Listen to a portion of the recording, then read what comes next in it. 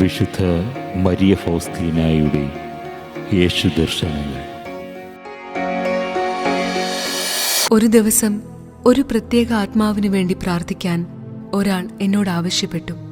ഉടനെ തന്നെ കരുണയുടെ കർത്താവിന് ഒരു നവനാൾ നടത്താനും കുർബാന സമയം മുഴുവൻ 2 കാലുകളിലും ചങ്ങല ധരിച്ച് പരിഹാരം ചെയ്യാനും ഞാൻ തീരുമാനമെടുത്തു. അനുവാദം ലഭിക്കുമെന്ന ധാരണയിൽ 3 ദിവസമായി ഈ പരിഹാര പ്രവൃത്തി ഞാൻ ചെയ്യുകയാണെന്ന വിവരം കുമ്പസാരത്തിന് പോയപ്പോൾ ആത്മീയ നിയന്താവിനോട് പറഞ്ഞു.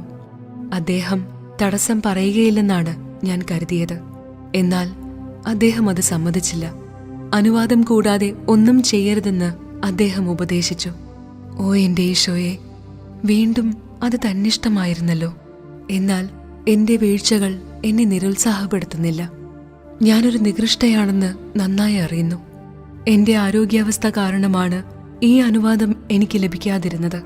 അനുവാദം കൂടാതെ കൂടുതൽ വലിയ പരിഹാര പ്രവൃത്തികൾ ഞാൻ ചെയ്യുന്നതിൽ എന്റെ ആത്മീയ പിതാവ് ആശ്ചര്യപ്പെട്ടു. എന്റെ തന്നിഷ്ടത്തിന്, അതായത് നേരത്തെ അനുവാദം സ്വയം നിർണയിച്ചതിന് ഞാൻ ക്ഷമ ചോദിച്ചു.